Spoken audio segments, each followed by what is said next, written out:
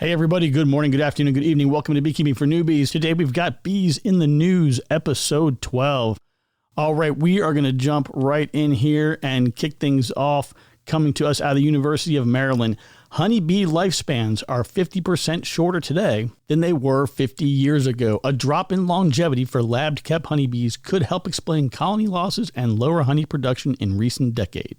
A new study by the University of Maryland entomologist shows that the lifespan for individual honeybees kept in a controlled laboratory environment is 50% shorter than it was in the 1970s.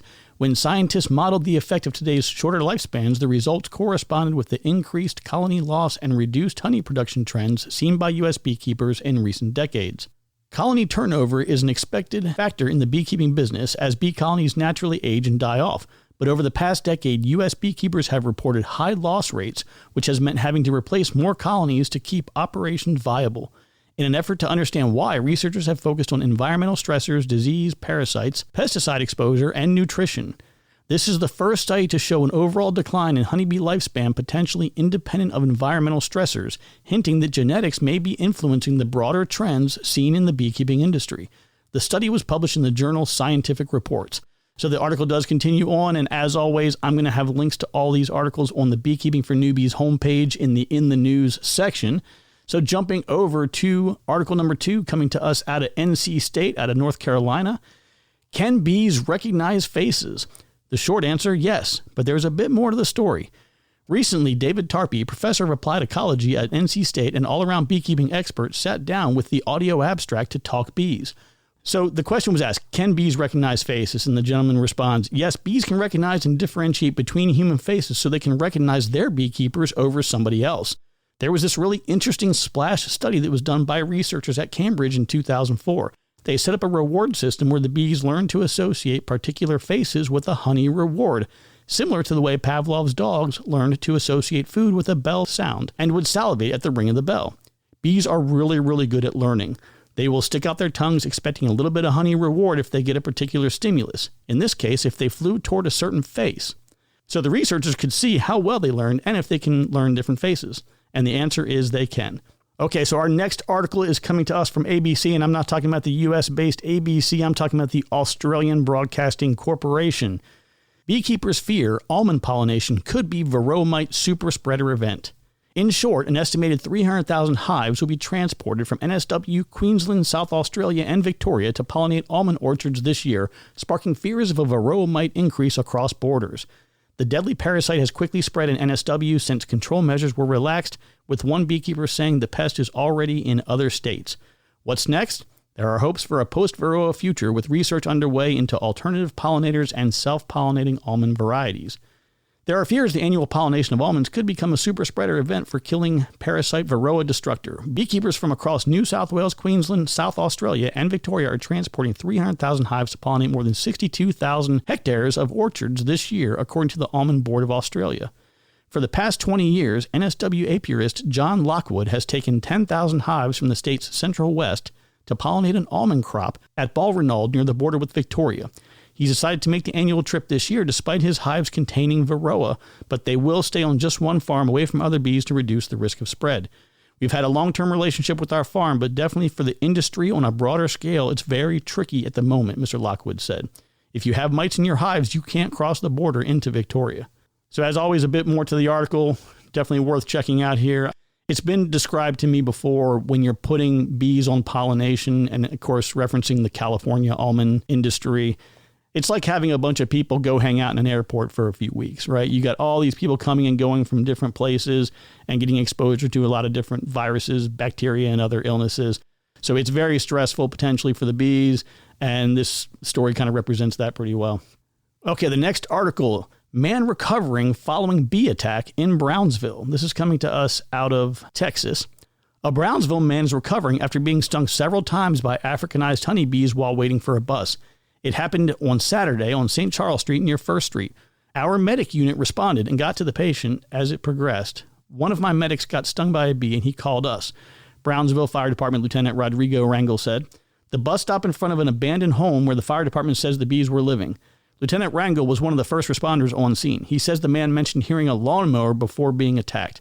Apparently, he mentioned that somebody was cutting the grass and that they might have aggravated the bees, and him being the closest thing, that's why they attacked him, Rangel said. Brownsville firefighters had to remove some of the home's siding to reach the bees. They also called the health department to smoke the swarm and remove the bees. I included this article today to make sure that we're putting it out there kind of like a public service announcement.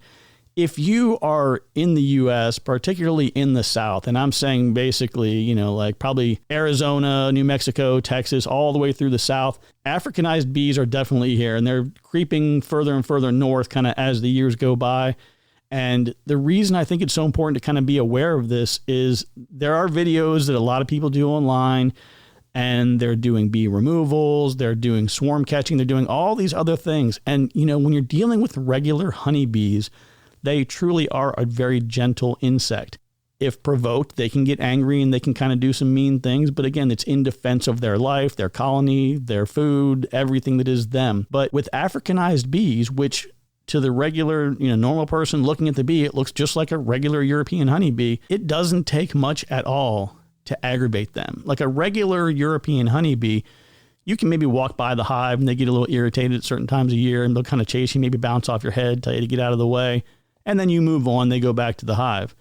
With Africanized bees, they will hunt you down. They will chase you. They will follow you. You can jump in the water and they'll wait above the water for you to come back out so they can attack you. Like, they do not play around. So ignore what you see in these videos of people doing stuff that just looks like it's, all the bees are gentle everywhere. Like I said, these Africanized bees are no joke. They can potentially kill you. People do occasionally die from being stung and attacked by Africanized bees. They're very aggressive. So the next article I have here is coming to us out of Tulsa, Oklahoma. How one entomologist puts beekeeping to work to support her community. Since 2021, Holly Dallenberg has been the beekeeper and farm entomologist at Beloved Trading in Tulsa, Oklahoma. Beloved Trading is the social enterprise of the John 3:16 mission, a nonprofit organization that's been providing meals and overnight shelter to those in need for the past 70 years. The mission has a residential recovery program on a 150-acre property just northwest of downtown Tulsa on Osage Nation tribal lands. This location houses Beloved's main apiary, as well as 50-plus egg-laying chickens, 40 head of cattle, 2 donkeys, and a fully stocked fishing pond. Dallenberg manages 40 honeybee colonies spread out across 5 remote apiary locations around the metro area. As the farm entomologist, she advises on and assists with insect identification and IPM techniques on the farm. As a refresher, for those of you who may not remember, IPM is integrated pest management. So as a beekeeper, this is anything that we're going to do around the hives to prevent varroa, take care of hive beetle, treat for any kind of disease, nosema, or any other kind of things that may be going on within the hive. In 2020, Dallenberg graduated from the University of Minnesota Twin Cities campus with a master's degree in entomology.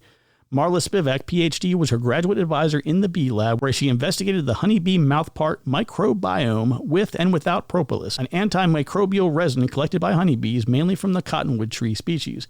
In 2016, Dallenberg graduated from Fort Lewis College in Durango, Colorado, with a bachelor's degree in cellular and molecular biology. So they went on here to have a little bit of a discussion with her, a little bit of Q&A. I just wanted to highlight it because it's pretty cool anytime you have somebody who is part of the bee community or any other community, and they're doing outreach type of things. They're supporting nonprofits. They're supporting things that are helping other people. I just feel like honeybees are such a great way to bring people together. They are a great way for therapy. If you're a person who's had trauma in your life, who's had some bad things go down, who's had challenges that can sometimes really seem to overwhelm, I promise you, even if you don't get into the hives, even if you don't become a beekeeper, even if you don't make the commitment to get into the hobby, being around them, being in their presence, watching them do what they do, I am telling you, it has therapeutic value. And when you can bring that to other people and you can support your community and find ways to bridge those things, I think it's always pretty cool. All right, everybody, that was kind of a quick one today. There's a whole lot going on. I have a lot more notes for you, and I don't want to burn through them all right here because I know that some people who aren't into the news but follow other episodes, I don't want to drop that here and then they say, I didn't know about that. So anyway, I hope you have a great day. I hope you have a great rest of your week. And as always, don't forget these articles will all be linked on the Beekeeping for Newbies homepage under the In the News section. Take care. Be kind to one another. Remember, I love you, and there's nothing you can do about it. Talk to you soon.